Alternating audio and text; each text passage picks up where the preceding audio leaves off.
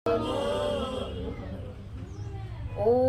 वृन्दायै तुलसी देव्यै प्रियायै केशवास्य च विष्णुभक्तिपदे देवी सत्यवत्यै नमो नमो। जय श्रीकृष्ण चैतन्य प्रभु नित्यानन्द श्री अद्वैत गदाधर श्रीवासादि गौरभक्तवृन्द। हरे कृष्ण कृष्ण कृष्ण हरे हरे हरे राम राम राम हरे हरे। हरे कृष्ण राधे राधे। आज জানুয়ারি মাসের দ্বিতীয় দিবস। সবাইকে জানাই আমি প্রীতি ও শুভেচ্ছা। 2025 সাল ইংরেজি শুভ নববর্ষে নিয়ে আসুক প্রত্যেকের জীবনে শুভ বার্তা। সবাই ভালো থাকুন, বিশ্ববাসী ভালো থাকুন, সুস্থ থাকুন এবং ভগবানের শরণাপন্ন হয়ে ভগবান প্রাণ গোবিন্দকে ডাকুন। এই নূতন সালে, নূতন বৎসরে আমি বিশ্বের সবাইকে জানাই আন্তরিক প্রীতি ও শুভেচ্ছা। আশা করি ভগবানের অশেষ কৃপায় সকল ভক্তবৃন্দগণ ভালোই আছেন, ভালোই থাকুন, এটাই ভগবানের নিকট প্রার্থনা জানাই। তো আসুন আজ পুত্রদা একাদশী নিয়ে আলোচনা। আগামী 10 জানুয়ারি শুক্রবার দিনে পুত্রদা একাদশী ব্রতের উপবাস। এই পুত্রদা একাদশী ব্রত যারা পালন করবেন তারা অবশ্যই আগের দিন নিরামিষ আহার গ্রহণ করবেন এবং রাত্রে শুবার সময় কি করবেন? সংকল্প মন্ত্র 3 বার করে উচ্চারণ করবেন। হরে কৃষ্ণ। সেই সংকল্প মন্ত্রটি প্রতি একাদশীতেই বলে থাকি, তাই পুনরায় বলছি, আপনারা অবশ্যই সংকল্প মন্ত্রটি উচ্চারণ করবেন। উচ্চারণ করে যখন নিদ্রায় যাবেন অবশ্যই ভগবান শ্রীকৃষ্ণের কৃপায় মঙ্গল হবে। তো সংকল্প মন্ত্রটি যথাক্রমে একাদশা নিরাহারস্থিতা অহম অপরিহনি বক্ষ্যামি পুণ্ডরীকাক্ষ শরণম মে বাবাচ্যুত। একাদশা নিরাহারস্থিতা অহম অপরিহনি বক্ষ্যামি পুণ্ডরীকাক্ষ শরণম মে ভবাচ্যুত। এই মন্ত্রটি 3 বার করে আমরা সবাই জপ করে নিদ্রায় যাব। তো 10 তারিখ শুক্রবার 10 জানুয়ারি 2025 পৌষ মাসের শুক্লপক্ষের একাদশী ব্রত, পুত্রদা একাদশী ব্রত, যাহাতে আমরা পুত নামক নরক হইতে উদ্ধার পাইতে পারি, তাই এই একাদশীর নাম পুত্রদা একাদশী বা পুত্র লাভ করা যায়। শাস্ত্রে বর্ণিত আছে এই পুত্রদা একাদশী করলে কি হয়? পুত্র, জ্ঞান, ঐশ্বর্য সব কিছু আমাদের লাভ হয়। শাস্ত্র, গুরু, বৈষ্ণব ওনাদের কথা সত্য।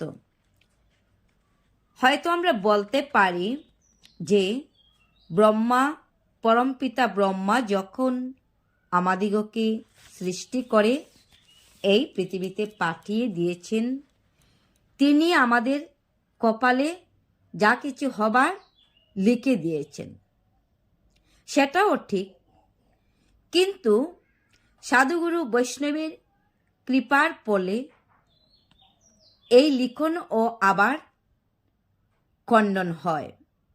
সাধুগুরু বৈষ্ণব ওনারা যদি কৃপা করে, তাহলে আমাদের লেখা যে দূষণীয় বা দোষ রয়েছে, সেই দোষ কি হয়, নষ্ট হয়ে যায়।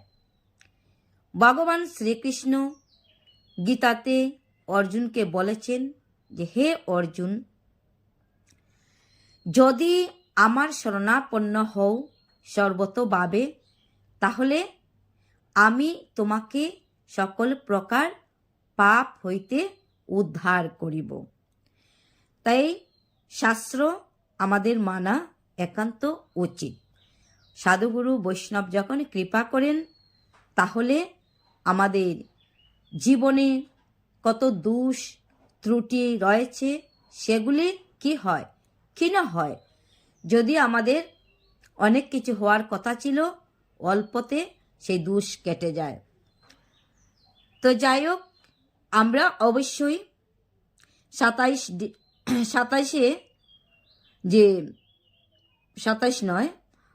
11 জানুয়ারিতে আমরা পালন করব। 11 জানুয়ারি তারিখে 7:44 মধ্যে পুত্রদা একাদশী ব্রতের পালন আমরা করে নেব। সঠিক সময়ে সঠিক নিয়মে আমরা সেই পালন করব। পালনের বিধি রয়েছে, পালনের মন্ত্র রয়েছে। সেই পালন মন্ত্র উচ্চারণ করে পালন আমরা করব। পালন মন্ত্র হলো অজ্ঞান তিমিরান্ধস্য ব্রতে নানিব কেশব প্রসিদ্ধ সুমুখনাথ জ্ঞান দৃষ্টি প্রদুবব। আমি পুনরায় উচ্চারণ করছি। এই মন্ত্র উচ্চারণ করে আপনারা 26 পৌষ 11 জানুয়ারি শনিবার দিনে পালন করবেন 7:44 ভিতরে। অজ্ঞান তিমিরান্ধস্য ব্রতে নানেব কেশব প্রসিদ্ধ সুমুখনাথ জ্ঞান দৃষ্টি প্রদুবব। তো এই হলো পুত্রদা একাদশী কথা। অবশ্যই আমরা নিষ্ঠা সহকারে আমরা পালন করব এই ব্রত। যেহেতু 2025 নিয়ে এসেছে আমাদের জন্য শান্তির বার্তা। কেমন শান্তির বার্তা? এই 2025 14 জানুয়ারি তারিখে প্রয়াগরাজে অনুষ্ঠিত হচ্ছে পূর্ণ কুম্ভ মেলা। হয়তো আমাদের সকলের পক্ষে যাওয়া সম্ভব হবে না সেই প্রয়াগরাজ তীর্থে গঙ্গা স্নান করার জন্য। অবশ্যই আমরা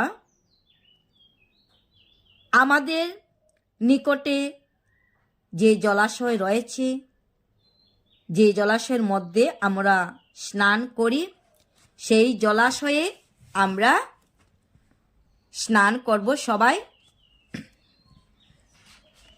সেই তারিখে 14 জানুয়ারি মঙ্গলবার প্রাতঃকালে অবশ্যই আমরা স্নান করব। প্রতি বৎসরই আমরা করে থাকি, কিন্তু এবছর একটু অন্যরকম। কেমন করে অন্যরকম?